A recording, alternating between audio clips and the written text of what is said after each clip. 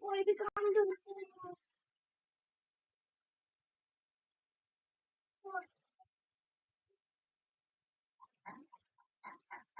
Good afternoon आप सभी को। सभी लोग जल्दी जल्दी ज्वाइन हो जाइए मेरे साथ।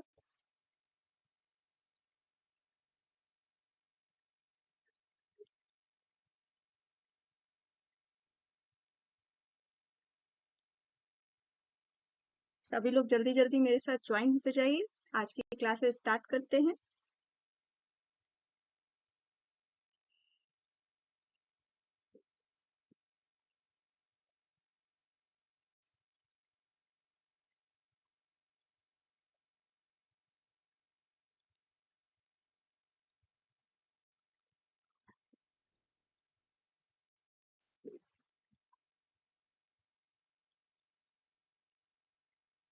गुड आफ्टरनून सोनाली जी, गुड आफ्टरनून आप सभी को।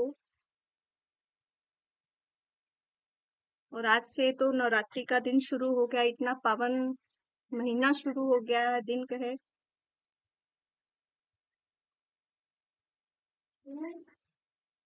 हेलो, आपका नाम जो आ रहा है लिटिल क्रिएटर आ रहा है, तो एक्चुअली आप अपना नाम लिखेंगे। हैप्पी नवरात्रि। आप सब, आप लोग की प्रिपरेशन बहुत अच्छी हो और माँ अम्बे की आपके ऊपर इतनी कृपा हो कि आप जिस एग्जाम की तैयारी कर रहे हैं उसमें आपको सफलता मिले। तो वंस अगेन आप सबको नवरात्रि की बहुत बहुत शुभकामनाएं। आपके 9 दिन बहुत अच्छे बीते। 9 दिन नहीं, आपके जो पूरे साल अच्छे बीते। तो सभी लोग जल्दी जल्दी मेरे साथ ज्वाइन होते जाइए। ओके मंजू जी, चलिए ठीक है। चलिए गुड आफ्टरनून। और भी लोगों का मैं थोड़ा सा 2 मिनट वेट कर लेती हूँ, बाकी सब भी आ जाए तो आज का हम स्टार्ट करते हैं। मैं रितु और मैं सीडीपी टीचर हूँ। यहाँ पे मैं सीडीपी की क्लासेस लेती हूँ मंडे टू सैटरडे।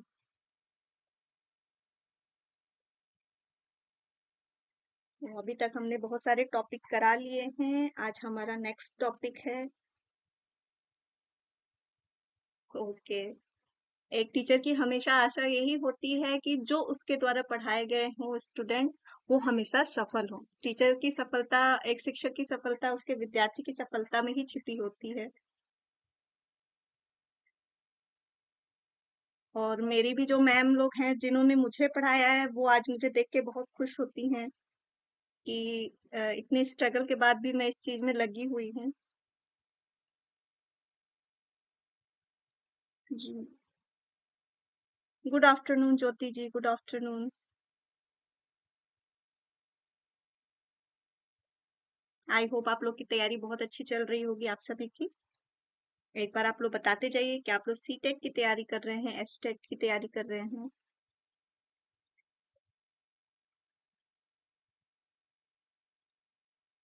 तो सभी लोग जल्दी जल्दी ज्वाइन हो रहे हैं और लोग भी ज्वाइन हो रहे हैं, तब तक हम अपने क्लासेस स्टार्ट करते हैं। ठीक है। हेलो ज्योति जी। चलिए फिर बात करते हैं आगे। हमारी जो सी टेट और एस टेट की बैचेज हैं वो स्टार्ट हो चुकी हैं। हमारा टेलीग्राम चैनल भी स्टार्ट हो चुका है और आप लोग जो लोग अभी ज्वाइन नहीं हुए हैं हमारे टेलीग्राम चैनल से और फिलअप फॉर्म से, वो लोग जल्दी जल्दी ज्वाइन हो जाइए, ताकि जो आप स्टडी ले रहे हैं वो और बेनिफिशियल हो जाए और आपको अच्छा हो जाए, है ना। तो आप सभी लोग जब ज्वाइन हो जाएंगे और यहाँ से जो आपको नोट्स है, क्वेश्चन है, उसमें आपके तरह तरह के एमसीक्यू कराए जाएंगे। तो उसके लिए जरूरी है कि आप सब उसमें ज्वाइन होते रहिए। ओके ओके ठीक है। नेट की तैयारी कर रहे हैं। ओके। नेट आपका किस सब्जेक्ट से है?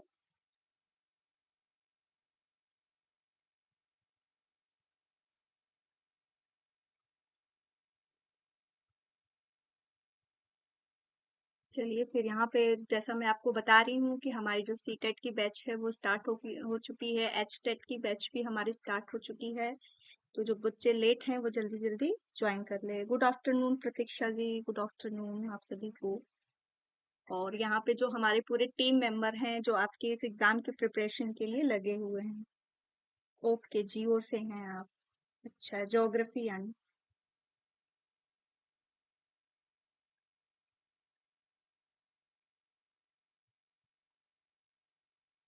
तो हमारी जो सीटेट और एचटेट की बैच स्टार्ट हो चुकी है, ये आपकी 9 AM से स्टार्ट होके रात के 10 AM तक है।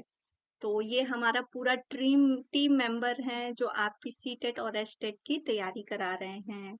तो फर्स्ट जो स्टार्टिंग होता है वो वर्षा मैम से स्टार्ट होता है क्लास हमारा 9 AM से, जो सोशल स्टडी ले रही हैं।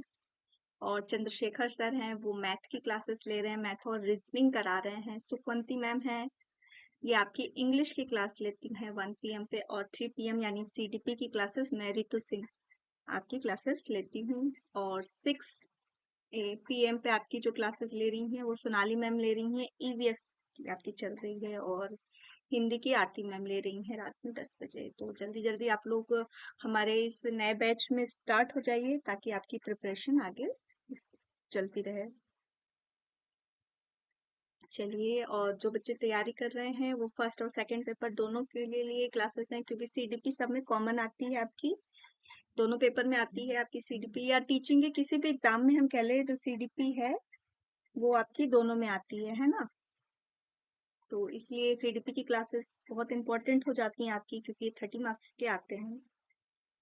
और इसमें अगर आपने अच्छा कर लिया तो किसी सब्जेक्ट में आपका कम भी है। हर बच्चा हर चीज में हर सब्जेक्ट में अच्छा नहीं हो सकता है, ये भी होता है ना।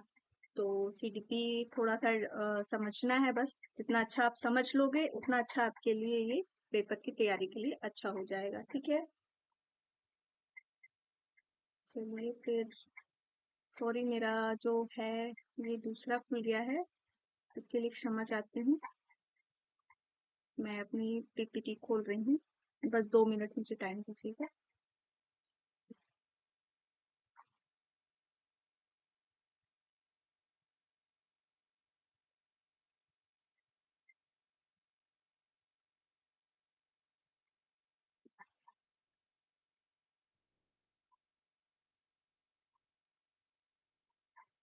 चलिए फिर बात करते हैं। जो फर्स्ट ऑफ ऑल आप सभी को हैप्पी नवरात्रि। जो नवरात्रि का ये 9 दिन का पावन समय चल रहा है, ये आप सबके लिए बहुत अच्छा हो, आप लोग के लिए ब्लेसफुल हो।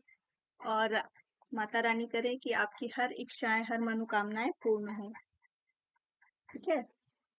चलिए फिर आगे, आज की क्लास जो हमारी है वो है लर्निंग। इससे पहले जो मेरी पिछली क्लास हुई थी वो हमने पढ़ा था टीचिंग लर्निंग प्रोसेस, यानी पूरी शिक्षण विधि क्या है। एक शिक्षक अपनी शिक्षा को कितनी अच्छे से अपने लर्नर्स में दे सकता है और उसको कितना अच्छा प्रभावशील बना सकता है, इसको हमने पढ़ा था पिछली क्लास में, यानी सैटरडे को पढ़ा था। आज का जो हमारा टॉपिक है वो है लर्निंग, यानी कि अधिगम। जैसा कि आप टॉपिक ही समझ रहे होंगे, लर्निंग आप देख रहे हैं इस पिक्चर में, हर कोई कुछ ना कुछ सीख रहा है, हर तरीके से सीख रहा है, पढ़ रहा है।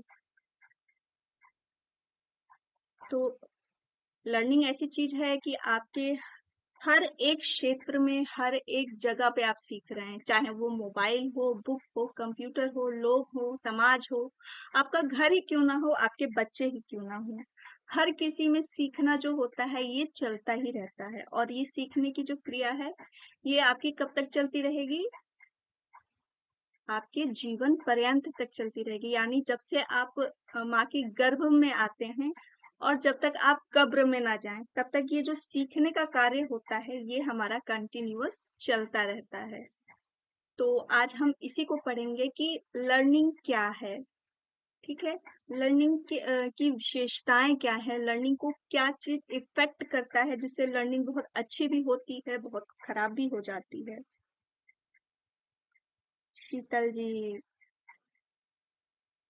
चलिए, बहुत अच्छा लगा, आपने इतना रिस्पेक्ट मुझे दिया प्रणाम बोलकर, बहुत अच्छा लगा। Good afternoon, good afternoon. Sahin, अगर किसी का नाम मिस्टेक हो जाए तो प्लीज बुरा नहीं मानिएगा, क्योंकि अल्फाबेट बहुत छोटे दिखते हैं, क्लियर दिखते नहीं हैं। ठीक है।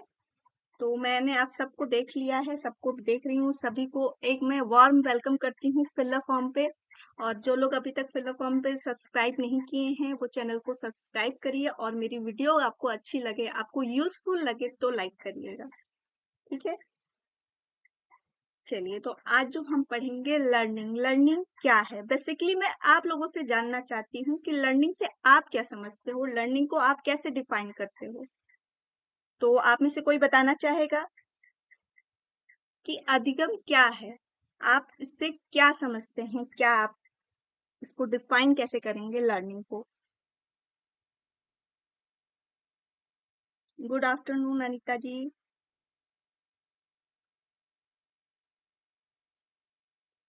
गुड आफ्टरनून आप सभी को। बहुत अच्छा लग रहा है, आज मेरी क्लास में बहुत न्यू मेंबर्स जुड़े हैं, तो सभी का वेलकम है। तो आज जो हम चैप्टर पढ़ रहे हैं वो पढ़ रहे हैं लर्निंग, यानी कि अधिगम। हाँ, सीखना तो पढ़ रहे हैं, पर सीखने को आप डिफाइन कैसे करोगे? सीखना तो लर्निंग, अधिगम सीखना है। तो सीखना ये आपका कब से कब तक चलता है? सब सही समझ रहे हैं। सीखना यानी कि हमारा जो व्यवहार है उसमें परिवर्तन होना, स्थायी परिवर्तन, यानी कुछ सीख कर नया करना। है ना? हम तो अपने लाइफ में रोज कुछ ना कुछ सीख रहे हैं। अगर हम सीखना कहें तो किसको कहेंगे सीखना? यस, बिल्कुल सही। एडॉप्शन ऑफ न्यू थिंग्स, यानी नए चीज को हम सीख रहे हैं, उसको एडॉप्ट कर रहे हैं और अपने बिहेवियर में चेंज ला रहे हैं। तो ये जो पूरा प्रोसेस होता है हमारा सीखना कहलाता है।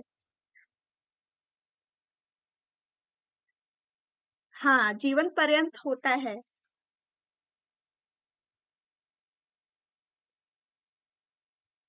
हाँ, हिंदी भी पढ़ाई जा रही है। आपकी जो हिंदी की क्लासेस है वो रात में 10 बजे आरती मैम ले रही हैं, अनीता जी। हिंदी भी चल रही है आपकी, ईवीएस भी चल रही है, और एसएसटी, मैथ, इंग्लिश सारी क्लासेस आपकी चल रही हैं यहाँ पर।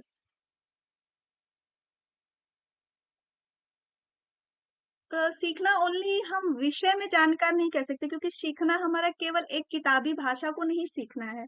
हम तो सीखते हर चीज को हैं।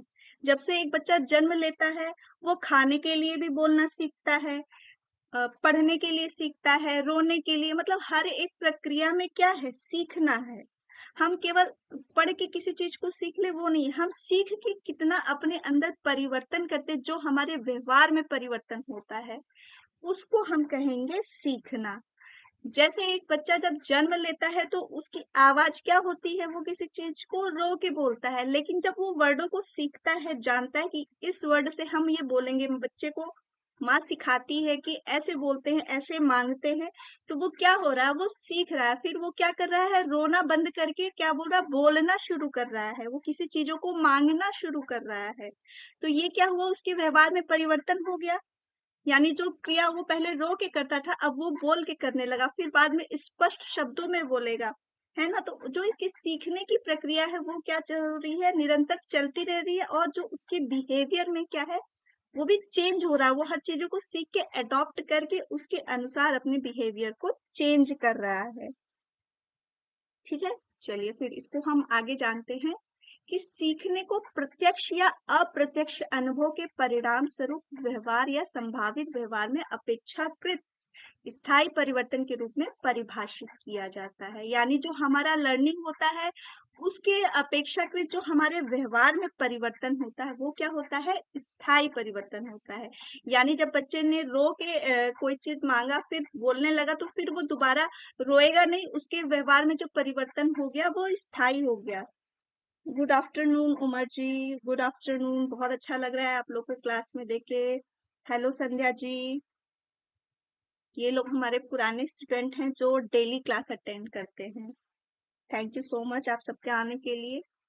तो व्यवहार में क्या है, हमारा स्थायी परिवर्तन, यानी जो हमने सीख लिया वो हमारे व्यवहार में आ गया, हमने उसको पूरी तरह से अपने व्यवहार को चेंज कर लिया उस चीज को सीख कर। ठीक है।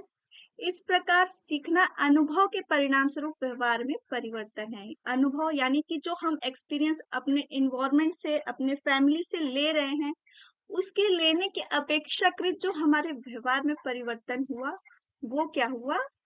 अधिगम। ठीक है। नमस्ते संध्या जी, नमस्ते। जैसे शिशु का तो जन्म से ही सीखने प्रक्रिया आरंभ हो जाती है। आप लोगों ने सुना भी होगा कि अभिमन्यु जी जब अपनी माता के गर्भ में थे तभी से उन्होंने ये चीजें सीख ली थी। मतलब जो कहा जाता है, जो बताया गया है, उसके बेसिस पे मैं बता रही हूँ कि उन्होंने चक्रव्यूह भेदना अपनी माँ के गर्भ से ही सीख लिया था। यानी उनको उनके गर्भ में ही सब कुछ सुनाई दे रहा था और उसके आधार पे उन्होंने सब वो भेदना सीख लिया था, है ना? और दूसरा अनुभव से कहते हैं, जैसे एक छोटा बच्चा क्या होता है, जलती हुई दिया को जाके छूता है। जब वो जलता है तो उसे पता क्या चलता है, उसने अनुभव लिया कि गर्म चीजों को छूना नहीं चाहिए। उससे क्या होता है, उसे दर्द की अनुभूति हुई और वो समझ गया कि हमें ये गर्म वस्तु नहीं छूनी है, और उसने दोबारा से फिर ऐसी हरकत नहीं की। यानी उसने क्या सीख लिया अपने अनुभव के आधार पर, कि गर्म चीजें हमें नुकसान पहुंचाती हैं। ये हमारा अनुभव के आधार पर व्यवहार में परिवर्तन हो गया, यानी कि उसने सीख लिया। ठीक है, तो लर्निंग आप लोग समझ गए होंगे कि लर्निंग क्या है। यानी हम जब से जन्म लेते हैं, या कहें कि माता के गर्भ में जब से होते हैं, तब से बच्चा वो सीखना उसका प्रारंभ हो जाता है। ठीक है, कुछ विशेष परिभाषाओं को देख लेते हैं, जो अक्सर करके आपके सीधे डायरेक्टली परिभाषाओं में ही पूछ दिए जाते हैं कि ये किसके द्वारा दिया गया है। तो इन परिभाषाओं को तो अगर चाहिए तो थोड़ा याद कर लीजिएगा, जो मेन मेन पूछे जाते हैं मैंने उन्हीं को लिया है। तो इन परिभाषाओं को एक बार जब भी एग्जाम देने चाहिए तो इसको देख कर जाइए। ठीक है, क्योंकि ये फेमस है, ये कई बार एग्जाम में आपके पूछे गए हैं। तो वुडवर्थ जी ने क्या कहा, नवीन ज्ञान और नवीन प्रतिक्रियाओं के अर्जन की प्रक्रिया अधिगम है। ठीक है, जो भी हम अपने इन्वायरमेंट से जो भी नया ज्ञान ले रहे हैं, उस ज्ञान के बदले में जो हमारी प्रतिक्रिया हो रही है, हमारा रिस्पॉन्स हो रहा है, वो हमने क्या किया, अर्जित किया। यही हमारा अधिगम है। स्किनर जी ने क्या कहा, अधिगम व्यवहार में उत्तरोत्तर अनुकूल प्रक्रिया है। यानी कि हम जैसे जैसे बड़े होते हैं वैसे कुछ ना कुछ सीखते जाते हैं, और ये सीखना क्या होता है, हमारे व्यवहार में आगे बढ़ता ही जाता है, और हमें बहुत कुछ अपने वातावरण में सीख जाते हैं। ठीक है, तो अधिगम क्या हुआ, उत्तरोत्तर अनुकूलन प्रक्रिया है अपने एनवायरमेंट में एडजस्ट होने की। ठीक है, गेट्स एवं अन्य ने क्या कहा, सीखना अनुभव और प्रशिक्षण द्वारा व्यवहार में परिवर्तन है। यानी कि सीखना क्या है, जो हमने एक्सपीरियंस लिए उसके बेसिस पे हमने जो चेंजेस किए, अब प्रशिक्षण लिया, यानी अनुभव हमें क्या कर रहे हैं, प्रशिक्षित कर रहे हैं कि हमें कैसा व्यवहार करना है। उसके परिवर्तन, जो शिक्षा ले ली उसके आधार पे जो परिवर्तन हुआ, वो हमारा क्या होता है, अधिगम होता है या सीखना होता है। ठीक है, दूसरा हम क्या बोलते हैं, क्रो एंड क्रो ने क्या कहा, आदतों, अभिवृत्तियों तथा ज्ञान का अर्जन ही अधिगम है। हम अपन, जब से बच्चा आता है जीवन में, वो जन्म लेता है, तब से वो तरह तरह की चीजें सीखता है। इसमें उनके आदतों का निर्माण होता है, वो आदतें सीखते हैं। अभिवृत्तियां यानी कि उनकी जो रुचि है, वो भी किसी पर्टिकुलर सब्जेक्ट में या किसी फील्ड में जाके वो क्या करता है, उसको इंटरेस्टेड होता है, सीखता है, और इसके आधार पे वो क्या करता है, ज्ञान का अर्जन करता है, यानी कि नॉलेज वो गेन करता है। यही हमारा अधिगम होता है। ठीक है, तो यहाँ तक आई होप आप लोग को बहुत अच्छे से क्लियर हो गया होगा कि अधिगम क्या है। अधिगम को नॉर्मली हम बोल देंगे सीखना, बट सीखना क्या है, सीखना क्या है, हमारे अनुभव के आधार पे जो हम नया ज्ञान प्राप्त कर रहे हैं, उसके द्वारा जो हमारे अंदर चेंजेस होते हैं, वो हमारा होता है सीखना। क्लियर है आप सबको?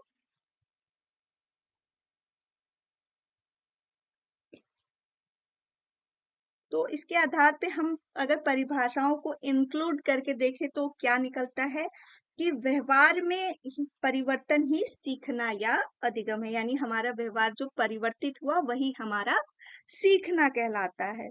दूसरा क्या है, यह व्यवहार परिवर्तन पूर्व अनुभव पे आधारित होता है। यानी कि हम सीखते हैं, नई चीजें सीखते हैं, ये किस पे आधारित होते हैं, जो हमने पुराना ज्ञान लिया उसके आधार पे हम नए ज्ञान को एडजस्ट करते हैं और फिर आगे बढ़ते हैं। ये हमारा हो गया सीखना। ठीक है, उमर जी बोल रहे हैं यस मैम, समझ में आ गया। चलिए फिर आगे बढ़ते हैं।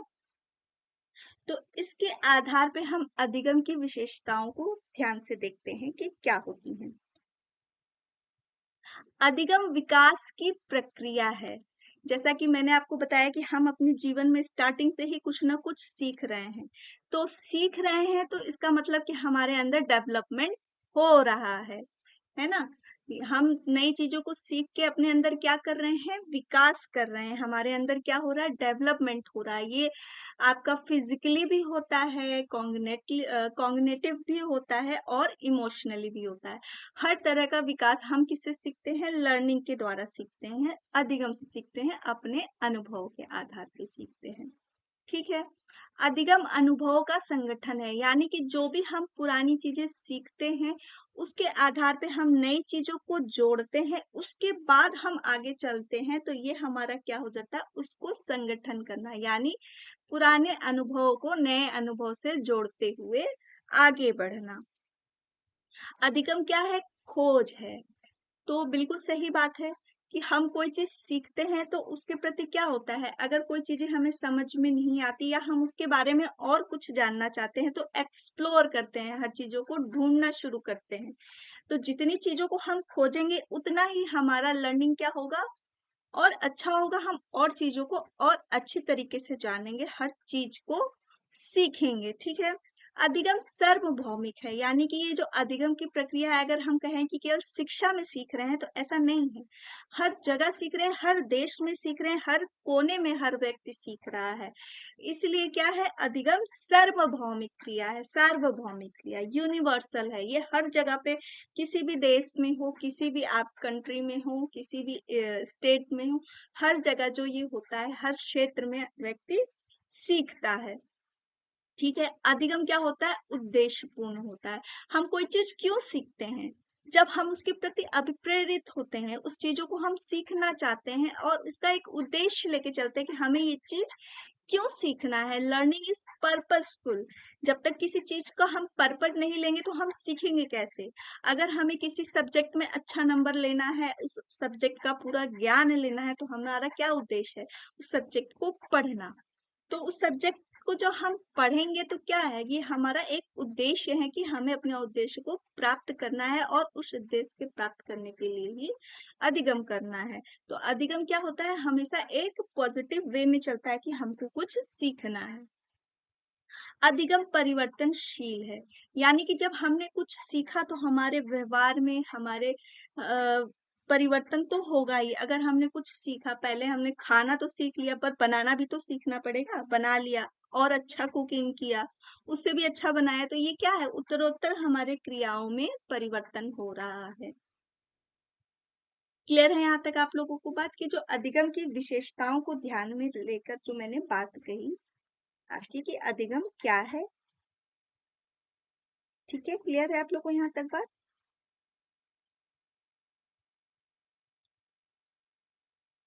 और सबसे बड़ी बात कि अधिगम क्या होती है, जीवन भर चलने वाली प्रक्रिया होती है। ये जो प्रक्रिया होती है ये हमारे जन्म से लेके मृत्यु पर्यंत तक चलती है। ये लाइन आपकी एग्जाम में बहुत बार पूछी गई है, ये बहुत इंपॉर्टेंट है कि ये आपको 3 या 4 ऑप्शन करके दे देगा, उसकी विशेषताओं में से ही आपको पूछ देगा कि कौन सा एक गलत है, आप उसको बताइए। चलिए, और अधिगम में सबसे इम्पोर्टेंट जो है वो क्या होती है, अधिगम हमारी मानसिक क्रियाएं हैं। यानी हम जो कुछ सीख रहे हैं अपने दिमाग से ही तो सीख रहे हैं। हमारा जो दिमाग है और हमारी जो सोचने समझने की क्षमता है, ये हम किससे कर रहे हैं, अपने दिमाग से, अपने सेंसरी ऑर्गन से, अपने स्किल से, अपनी रुचि से, अपनी इंटेलिजेंस से हर चीजों को हम सीखते हैं।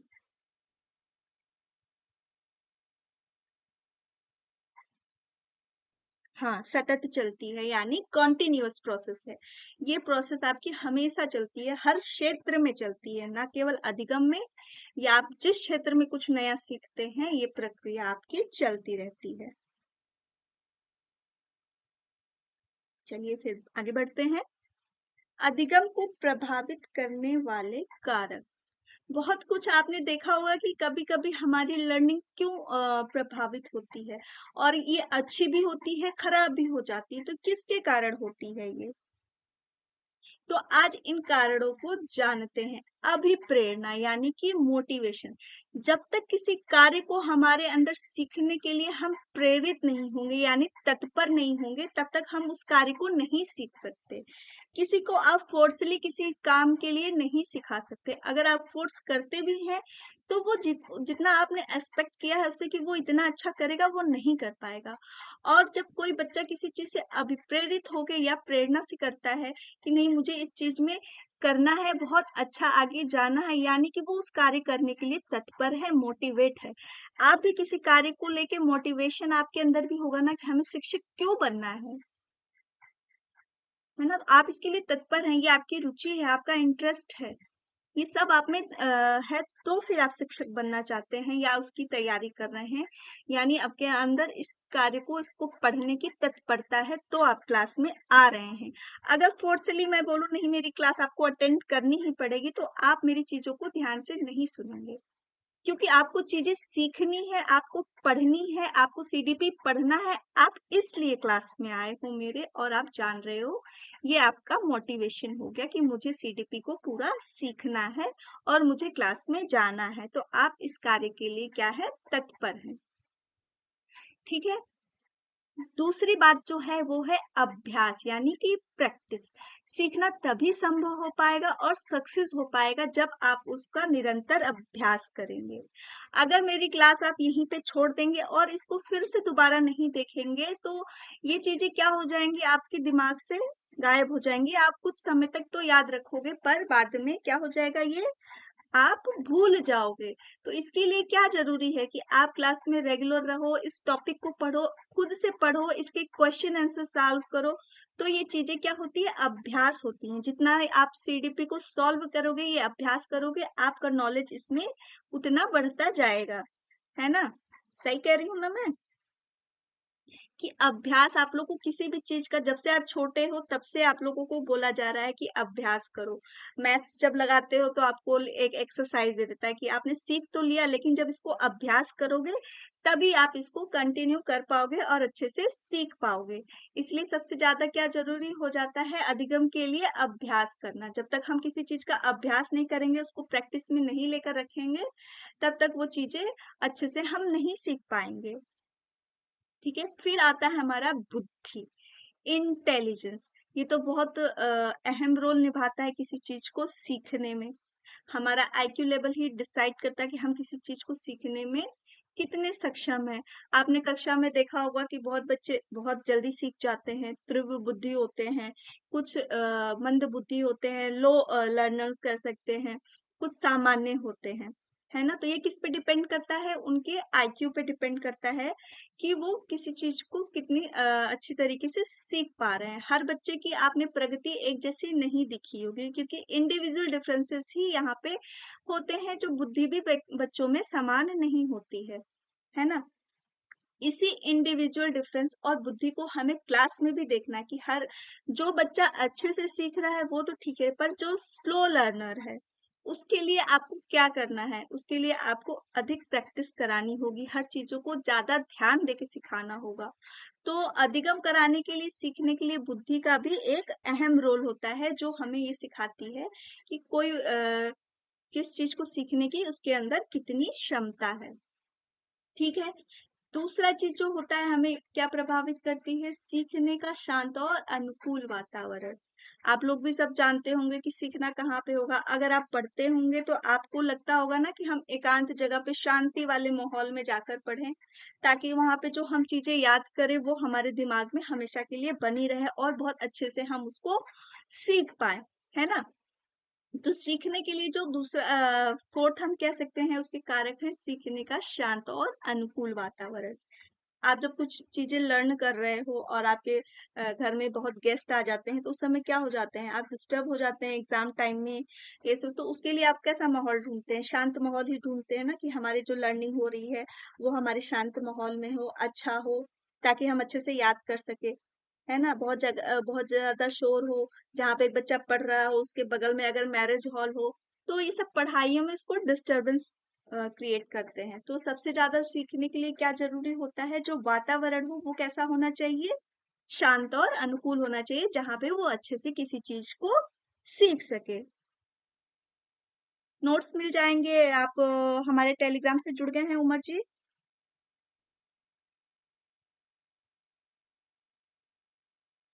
क्योंकि जो नोट्स होगी आपको हमारे टेलीग्राम चैनल पे ही मिलेगी।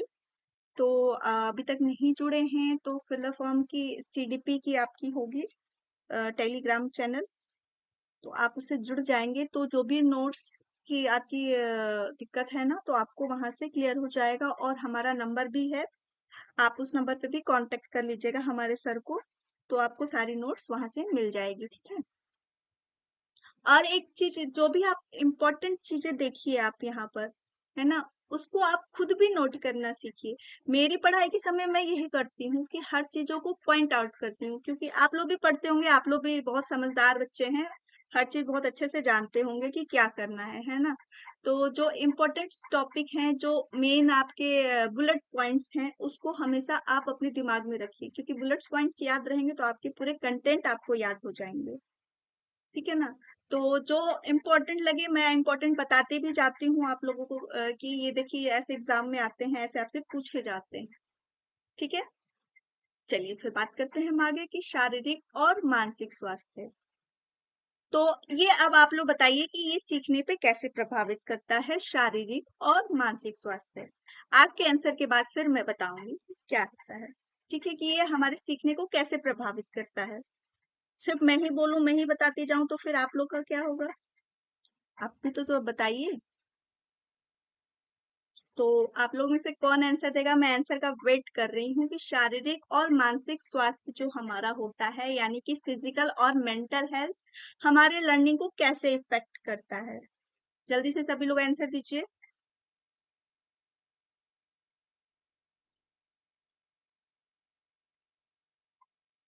मैं वेट कर रही हूँ आप लोगों का, जल्दी से आंसर दीजिए कि ये हमारे लर्निंग को कैसे इफेक्ट करता है।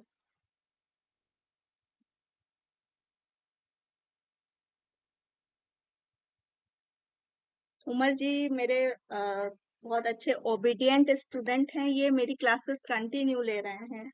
वो मैं देख रही हूँ, बहुत लोग क्लासेस लेते हैं, अच्छी क्लासेस बोलते हैं, फिर दोबारा से नहीं आते हैं। तो जो लोग मेरे साथ क्लास में जुड़े हैं, इवन मैं चाहती हूँ कि आप लोग मेरे क्लास में कंटिन्यू बने रहिए, ताकि आपका कौन सा इंपॉर्टेंट टॉपिक हो वो छूटे नहीं। मैं नहीं कह रही हूँ मैं बहुत अच्छा पढ़ा रही हूँ या ऐसे, हो सकता है अगर आपको मेरी क्लास अच्छी लग रही हो तभी आप आ रहे हो। और हर जगह ज्ञान तो सब जगह बट रहा है, सीखने को हर जगह मिल रहा है, कहा भी गया है ना। तो जल्दी बताइए, मैं वेट कर रही हूँ कि शारीरिक और मानसिक स्वास्थ्य जो होता है हमारे लर्निंग को कैसे इफेक्ट करता है। जल्दी बताइए, अभी बहुत सारे टॉपिक्स हैं इसमें बताने के लिए मुझे।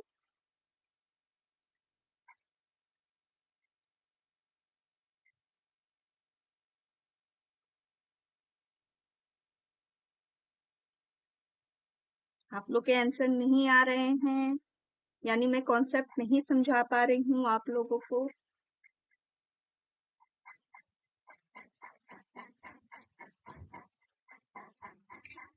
कोशिश तो करिए, आप लोग बताने की एक बार कोशिश तो करिए कि ये हमारे लर्निंग को कैसे इफेक्ट करता है, फिजिकल एंड मेंटल हेल्थ।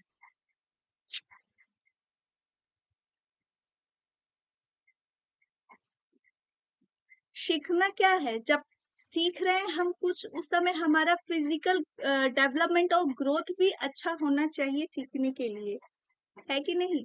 अगर कोई बच्चा शारीरिक रूप से हमेशा बीमार रहता है, वो उतनी चीजों को अच्छे से नहीं समझ पाता है जैसे कि नॉर्मल बच्चे समझ पा रहे हैं।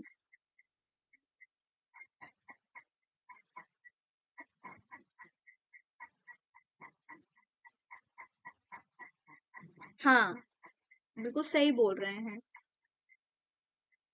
सर्वेश जी, हाँ, सर्वेश जी।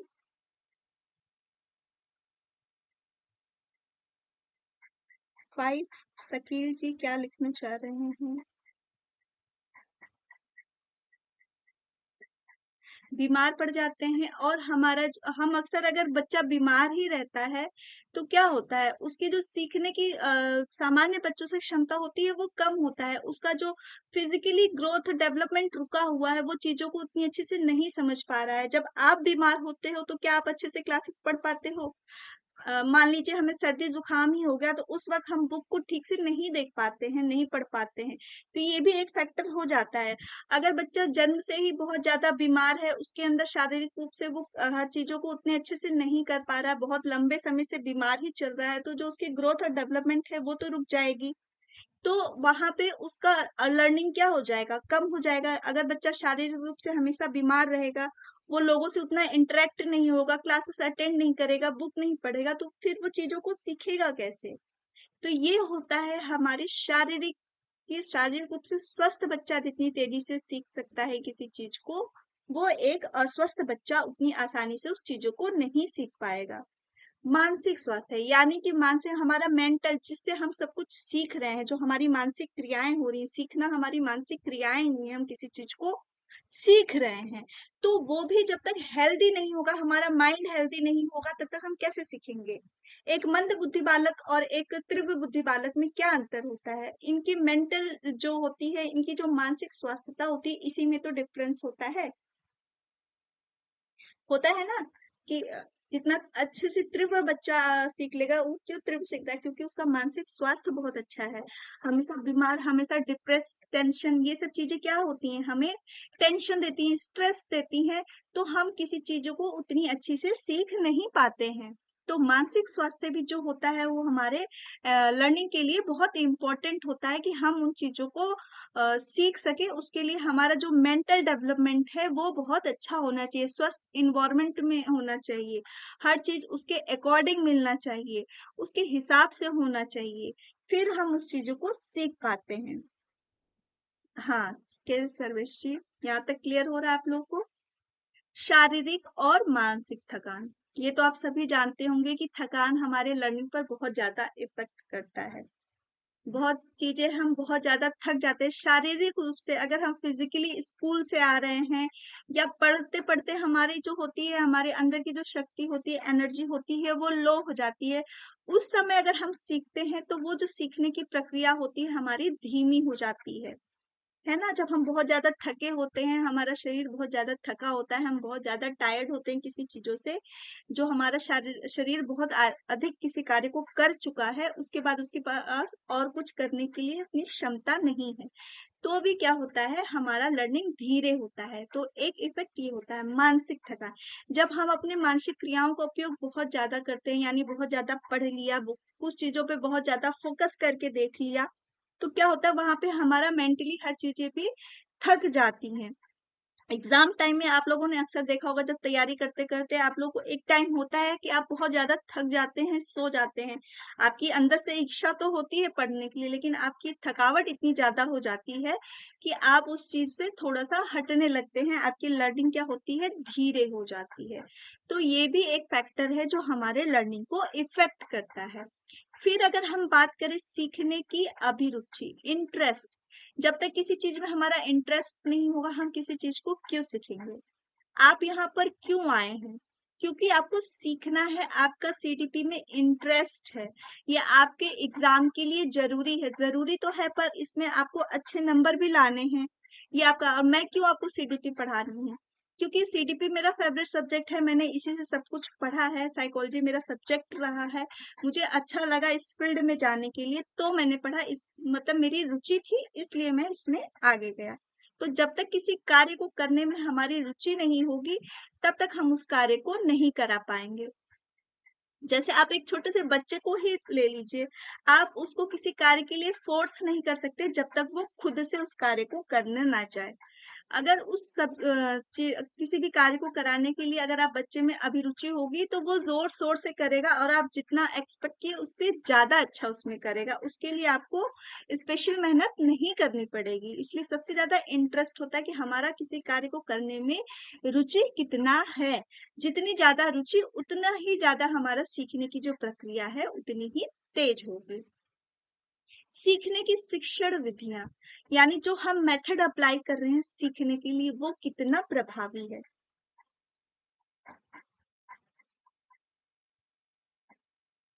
हाँ उमा जी, बिल्कुल सही कि हम चीजों को समझ में आती है और हम सीखने में अभिरुचि होती है। ये सबसे अच्छी बात यही है कि अगर आप किसी सब्जेक्ट को तभी पढ़ते हैं जब आपकी उसमें रुचि होती है। हर एक बच्चा मैथ नहीं पढ़ता, हर बच्चा इंग्लिश नहीं पढ़ता, हर बच्चा साइंस नहीं पढ़ता। क्यों नहीं पढ़ता? क्योंकि हर बच्चे का इंटरेस्ट अलग अलग है। जिस चीज में इंटरेस्ट उसका ज्यादा अच्छा होगा, वो मैथ में अच्छा करेगा, कोई साइंस में अच्छा करेगा, यानी उसका उस सब्जेक्ट में इंटरेस्ट बहुत ज्यादा अच्छा है ना। तो वो उस चीजों को उतनी लगन से सीखेगा। फिर जो हमारी बात आती है सीखने की शिक्षण विधियां, यानी कि जो हम सीख रहे हैं वो किस तरीके से सीख रहे हैं, उस पे कौन सा मेथड अप्लाई किए कि हमने उसको सीखना अच्छा किया। आप लोगों ने कुछ सुना होगा, जब हम लोग कुछ पढ़ते थे तो अंश विधि, पूर्ण विधि, है ना। कुछ बच्चे क्या होते हैं सीखने को बहुत जल्दी एक बार में पढ़ के सीख लेते हैं। अगर कोई पोयम हुआ, राइमिंग वर्ड हुआ, तो बच्चे उस चीजों को बहुत जल्दी सीख लेते हैं क्योंकि उसमें तुक बनता है, राइमिंग होता है। ठीक है। और कोई चीजें जो डिफिकल्ट होती हैं तो उसको हम कैसे सिखाते हैं? तोड़ के, यानी कि अंश के रूप में बच्चों को सिखाते हैं। तो जो सीखने का तरीका होता है ये भी हमारा अलग अलग होता है। अगर हम किसी चीज को जिसमें राइमिंग बहुत अच्छी हो, बच्चा जिसको राइमिंग से पढ़ता हो, आपने देखा होगा कि पोयम जो हिंदी की कविता होती है जब हम बच्चों को सिखाते हैं तो वो बड़ी अच्छे से गा गा के सीख लेते हैं। वहीं पे आपको कोई स्टोरी पूछ ले या कोई आपको डेफिनेशन दे दो तो आप उतने अच्छे से नहीं करोगे। उसको कैसे याद करोगे? तोड़ के याद करोगे आप, या रट के याद करोगे। मतलब कई तरीकों से किसी भी चीज को सीखा जाता है। ये डिपेंड करता है कि हम किस तरीके से सीख रहे हैं। तो जब आप लोग छोटे थे तो कैसे याद करते थे? पूरे एक साथ पढ़ लेते थे। जब बच्चे बहुत छोटे होते हैं तब तो वो याद करके ही पढ़ते हैं, रटंत विद्या लेते हैं। लेकिन जब हम बड़े बड़े होते हैं, हमारे पास इतना लंबा लंबा कंटेंट होता है तो हर एक कंटेंट को हम रटते नहीं है, समझते हैं। समझ के याद करते हैं। और किसी भी चीज को साइकोलॉजी में कहें और सीडीपी में सबसे चीज है कि लर्निंग बाय डूइंग। किसी चीज को करके जितना अच्छा सीखा जा सकता है उतना किसी चीज को हम रट के नहीं सीख सकते हैं, है ना।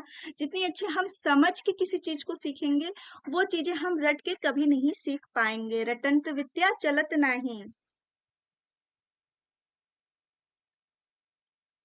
क्लियर है मेरी बात यहाँ पर? कि जो सीखने के मेथड्स हैं हम उसको कितने यूजफुल, कितने इफेक्टिव तरीके से यूज कर रहे हैं। हाँ, सबका अलग अलग होता है, लेकिन यहाँ तक आते आते आई थिंक कोई भी रट के नहीं याद करता होगा। कोई लिख के याद करता है, कोई समझ के याद करता है, कोई लेक्चर के थ्रू समझता है ना। तो ये तरीके होते हैं। आप किसी भी चीज को बुक में बार बार पढ़ते रहिए, वो चीजें आपको नहीं समझ में आती हैं। लेकिन यही कोई चीज आपको एक्सप्लेन करके समझा दे तो वो चीजें आपके दिमाग में हमेशा बैठ जाती हैं। हाँ, संध्या जी बोल रही हैं, हाँ। तो ये हमारा क्या होता है शिक्षण विधि कि हम किस तरीके से सीख रहे हैं।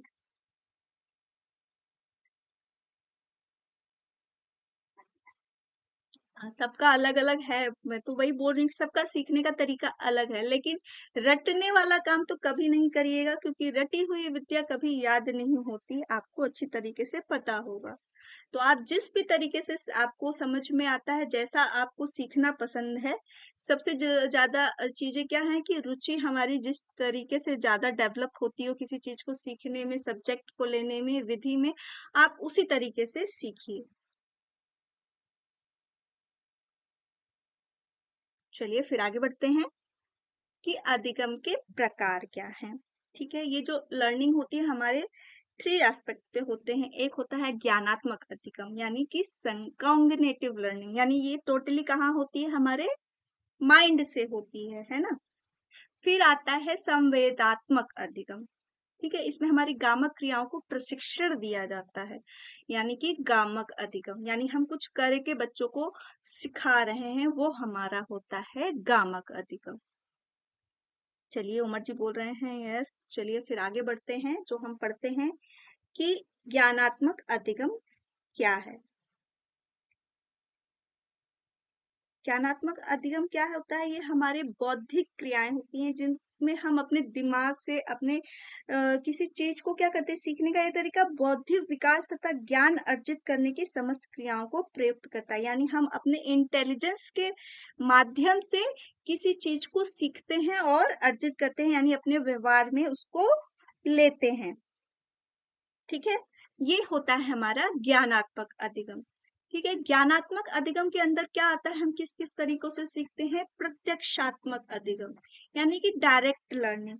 डायरेक्ट लर्निंग या परसेप्शन, जो चीजें हम सामने देखते हैं उसको देख के और सीख के, जैसे बच्चे जब स्पेशली छोटे होते हैं तो वो चीजों को देख कर ज्यादा सीखते हैं, देखा होगा आप लोगों ने कि जो चीजें हमारे सामने दिख रही हैं उनको देखकर हम कैसे सीखते हैं, वो होता है हमारा प्रत्यक्षात्मक अधिगम।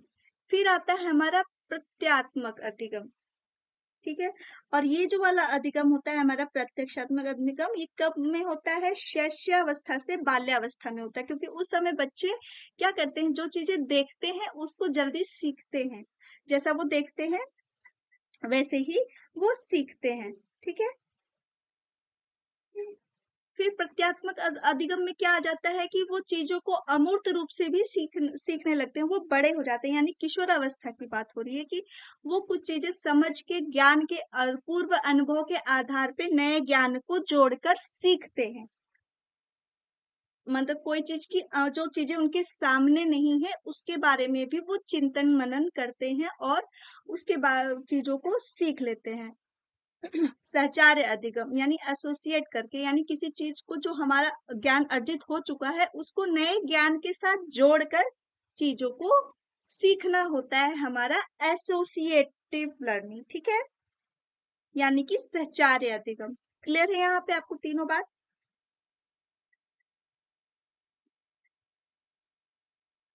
तो आगे बढ़े। ये तीनों चीजें हो गई क्लियर कि ज्ञानात्मक अधिगम के अंदर तीन चीजें आती हैं। एक तो हम किसी चीज को देखकर सीखते हैं, ये हमारी शैशवावस्था से बाल्यावस्था होती है।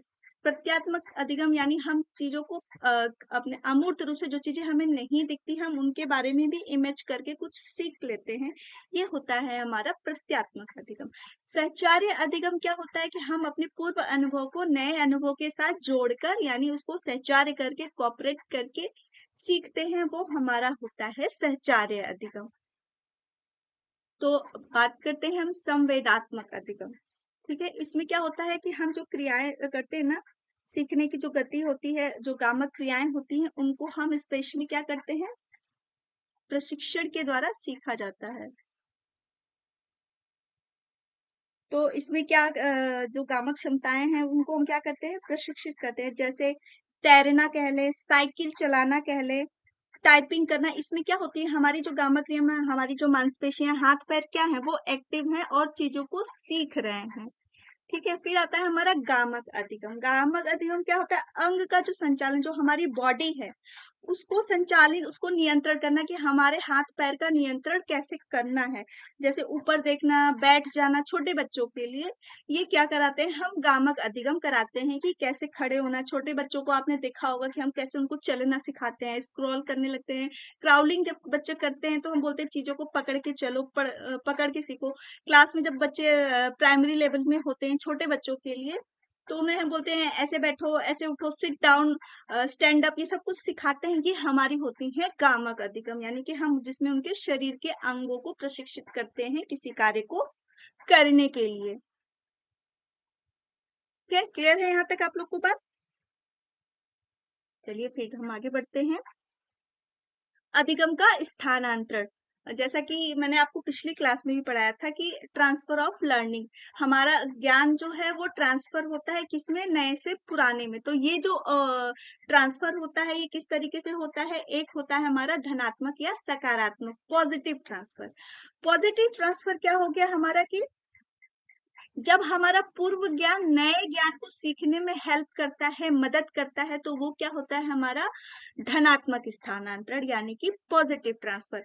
जैसे हमने साइकिल चलाना तो सीख लिया, साइकिल चलाना हमें किस में हेल्प कर दिया, हम जब टू व्हीलर्स बाइक चलाना सीखते हैं या उसमें चलाना सीखते हैं तो वो हमारे लिए क्या करता है, हेल्प का काम करता है। ऋणात्मक स्थानांतरण ये बहुत कम होता है, लेकिन कभी कभी क्या होता है कि हमारा वर्तमान का सीखा हुआ जो पूर्व में सीखा हुआ वो उसमें अवरोध उत्पन्न करता है, वो हमारा होता है ऋणात्मक स्थानांतरण। कभी कभी आपने देखा होगा कि हम पढ़ते पढ़ते बहुत ज्यादा थक जाते हैं या हमें चीजें ओवरलैपिंग होने लगती है, तो उसमें क्या होता है हमारा जो अधिगम होता है वो ऋणात्मक होने लगता है। शून्य अंतरण यानी कि जो पूर्व में सीखा गया उसके नए ज्ञान से कोई लेना देना नहीं है, ये हमारा होता है शून्य स्थानांतरण। ठीक है, आगे बढ़ते हैं कि अधिगम के वक्र।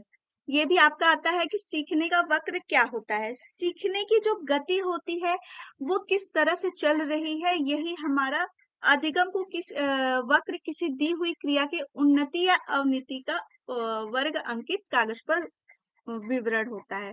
ठीक है, जो भी हमारी सीखने की गति है उसको जब हम ग्राफ पेपर पे अंकित करके बताते हैं तो वो क्या हो जाता है हमारा अधिगम वक्र। और ये जो है इसको हम आगे पढ़ेंगे कि इस वक्र के ऊपर जो इफेक्ट पड़ता है वो क्या है।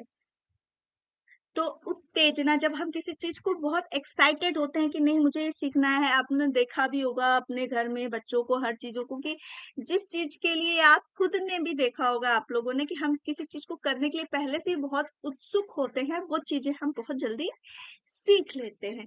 संतुलन यानी कि बैलेंस में लेके हर चीजों को चलना भी हमारा क्या होता है, अगर हम हर तरीके से शारीरिक मानसिक रूप से हर तरीके से अच्छे हो तो भी हम चीजों को अच्छी तरीके से सीखते हैं। फिर आता है हमारा थकान, जैसा कि मैंने पहले ही बताया कि किसी भी चीज में अगर हम बहुत ज्यादा थक जाते हैं तो जो हमारी सीखने की गति होती है वो क्या हो जाती है, धीमी हो जाती है। अभ्यास कितना इम्पोर्टेंट है हमें किसी सब्जेक्ट को पढ़ते समय अभ्यास करना, क्योंकि अभ्यास ही ऐसी प्रक्रिया है जिसके माध्यम से हम हर कार्य को और अच्छे तरीके से बेटर देन बेटर करते जाते हैं। ठीक है, प्रोत्साहन यानी कि जब हमें किसी कार्य को करने के प्रतिफल में कुछ हमें मिलता है तो उस कार्य को भी करने में हम इंटरेस्ट लेते हैं और अच्छी तरीके से करते हैं। छोटे बच्चों में आपने देखा होगा कि जब बच्चों को सिखाते हैं कुछ अच्छा बता दिया तो आपने टॉफी दे दिया तो वो और इंटरेस्ट होके फिर से सीखता है ना। तो प्रोत्साहन भी एक अच्छा कार्य करता है। आप किसी कार्य को करते हैं और आपको बहुत अच्छा बोल दिया गया वेरी गुड, ये तो आप उस कार्य के लिए और क्या होते हैं, एक्साइटेड हो जाते हैं, प्रोत्साहित हो जाते हैं हर चीजों को करने के लिए और अच्छी तरीके से करते हैं।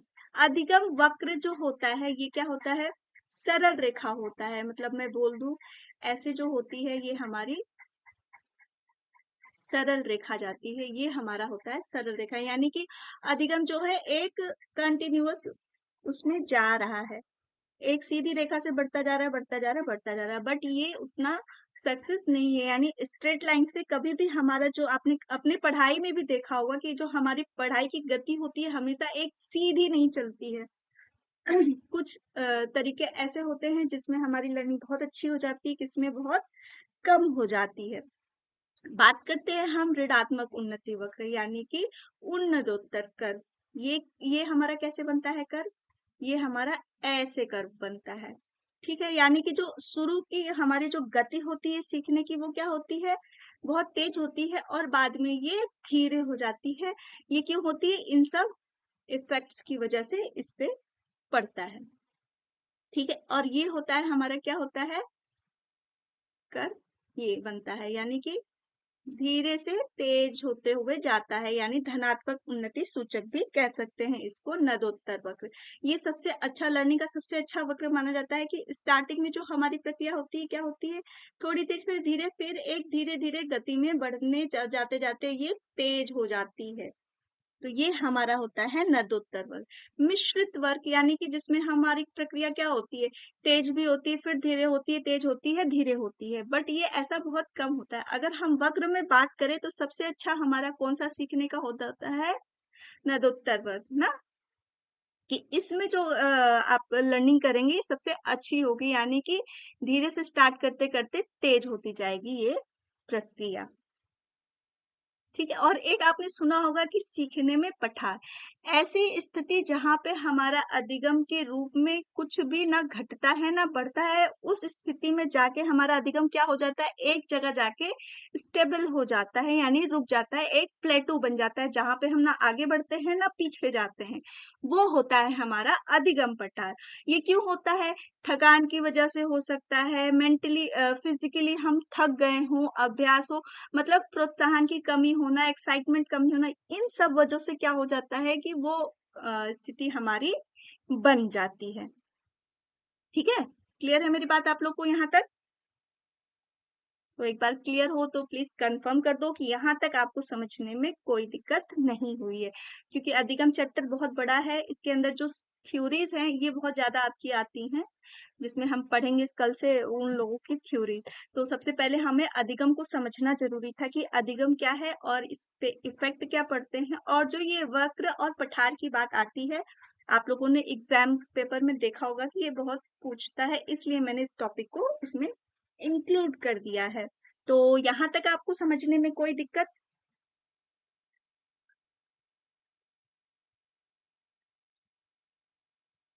एक बार आप लोग बताते भी जाओ कि यहाँ तक आपको कोई दिक्कत हुआ समझने में। और मेरी क्लास अगर अच्छी लगे तो प्लीज लाइक भी कर देना। आप लोग के लाइक्स बहुत कम आते हैं मेरे क्लास के लिए, तो वो थोड़ा सा मुझे दुख होता है कि इतने लोग ज्वाइन करते हैं बट लाइक इतने कम आते हैं, तो थोड़ा सा अंदर क्या होता है ना, मोटिवेशन कम हो जाता है किसी भी चीज को सीखने सिखाने का। तो मेरे लिए तो मोटिवेशन का काम आप लोग के लाइक्स ही करते हैं, तो अगर मेरी वीडियो अच्छी लगे तो लाइक भी करते रहना। तो एक बार आप लोग कंफर्म कर दो कि यहाँ तक का जितना टॉपिक मैंने बताया आपको कंफर्म हुआ, यहाँ तक कोई डाउट आप लोगों को?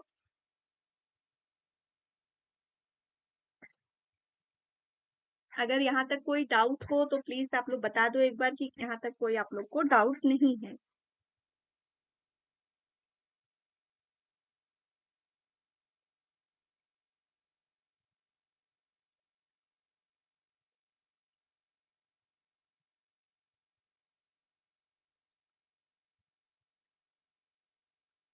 आप लोग के मैसेजेस नहीं आ रहे हैं, इसलिए पता नहीं चल रहा है मुझे कि आप लोग को यहाँ तक समझने में कोई दिक्कत तो नहीं है। यहाँ तक चीजें आप लोग को समझ में आ गई जो भी मैंने बताया आज? तो एक बार कंफर्म भी कर दिया करिए ताकि हाँ ये चीजें हमें समझ में आ गई। जो ना समझ में आए वो भी एक बार आप जरूर बता दिया करो कि आपको ये चीजें नहीं समझ में आई हैं।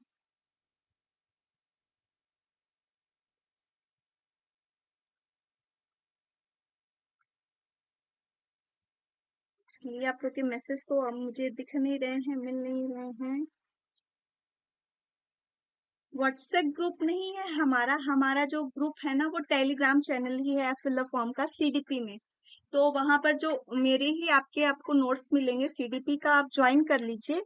तो वहां पर जो भी आपको होगा, मैं अभी कुछ ऐसा सोच रही हूँ कि आप लोग को टेलीग्राम में भी मैं कुछ एमसीक्यू कराऊंगी, रोज का रोज कुछ दूंगी, जिससे क्या होगा कि आपकी प्रैक्टिस भी होती रहेगी, और जिसमें आपको डाउट होगा किसी में तो वो चीजें आपके क्लियर भी होती चलेंगी, आप फिर मुझसे क्लास में भी आके पूछ सकते हो। तो मेरे टेलीग्राम चैनल को, फिलर फॉर्म का टेलीग्राम चैनल है सीडीपी की, तो आप उसको ज्वाइन कर लो। तो आपको जो भी आपका होगा सब कुछ मिल जाएगा। हमारा अभी पर्सनली कोई व्हाट्सएप ग्रुप नहीं है, हमारा टेलीग्राम चैनल ही है फिलर फॉर्म का, सीडीपी की है। तो अभी तक आप लोग ज्वाइन नहीं हुए हैं तो ज्वाइन करिए, और मेरे चैनल को सब्सक्राइब भी करिए फिलर फॉर्म को, और शेयर भी करिए ताकि और लोग भी इस क्लासेस के बारे में जान सकें और आगे क्लासेस को ले सके। तो एक बार आप लोग प्लीज बता दो कि यहाँ तक आप लोग को कोई डाउट तो नहीं है कुछ समझने में?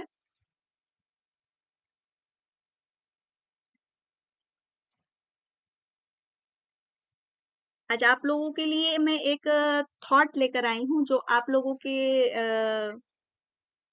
ये बहुत अच्छा बनता है, मेरे लिए भी है। तो जैसा कि आप देख रहे हैं कि आप क्लासेस ज्वाइन करने के लिए क्या करेंगे, फिलअप फॉर्म पे जाइए, मेरे चैनल को ज्वाइन करिए, इंस्टाग्राम पे भी जा सकते हैं, और जितना ज्यादा आपको वीडियो हर चीज की नोटिफिकेशन सब कुछ मिलेगा, तो क्लासेस को ज्वाइन कर लीजिए। ठीक है। और आज का मैं आपके लिए एक थॉट लेकर आई हूँ, शायद आपको अच्छा लगे या आपको मोटिवेशन का कार्य करे, इसलिए मैं बता रही हूँ। पढ़ना कभी बंद ना करें क्योंकि ज्ञान की कोई सीमा नहीं होती, है ना?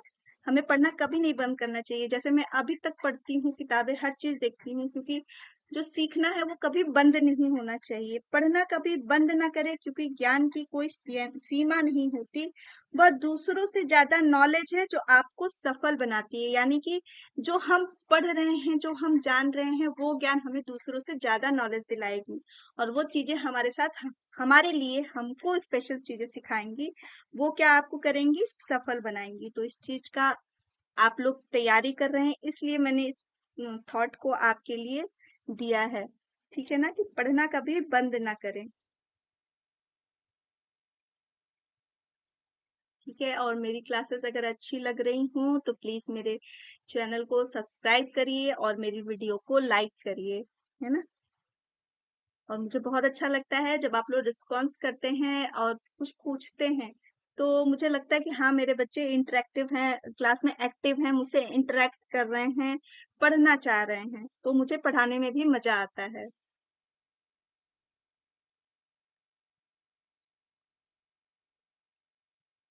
चलिए फिर आप लोग को बहुत-बहुत थैंक यू फॉर वॉचिंग मी, है ना? और कल हम एक नए टॉपिक के साथ मिलेंगे आपके साथ और तब तक के लिए आज हम अलविदा लेते हैं। Take care and more practice, है ना? प्रैक्टिस सबसे ज्यादा जरूरी है आपको किसी चीज को लर्न करने के लिए। तो प्रैक्टिस करो, पढ़ो, रीडिंग करो, हर तरीके से तैयारी करो जो आपके लिए अच्छे, आपकी सफलता के लिए अच्छा हो, है ना? तो नोट्स के लिए जिसको है, तो आप इस नंबर पे कॉल करिए, आपको नोट्स के बारे में जो भी जानकारी चाहिए सभी कुछ मिल जाएगा। थैंक यू आप सभी को मेरी क्लास में आने के लिए। और कल फिर हम नए टॉपिक के साथ मिलेंगे, तो आप सब जरूर ज्वाइन होइए। आज लोग जितने लोग मेरे साथ जुड़े हुए हैं, सभी लोग को मैं क्लास में देखना चाहती हूँ। और मुझे बहुत अच्छा लगेगा कि जो लोग आज मेरे साथ जुड़े हैं ये कंटिन्यूस मेरे क्लास में है। और जैसे उमर जी मेरे साथ क्लास में कई दिनों से जुड़े हुए हैं, तो मुझे लग रहा है कि हाँ, इनको क्लासेस अच्छी लग रही हैं इसलिए आ रहे हैं। प्रतीक्षा जी हुई, ये लोग मेरे साथ क्लास में बहुत पहले से जुड़े हुए हैं। तो थैंक यू फॉर वॉचिंग मी। आज के लिए बस इतना ही, कल फिर मिलेंगे नए टॉपिक के साथ।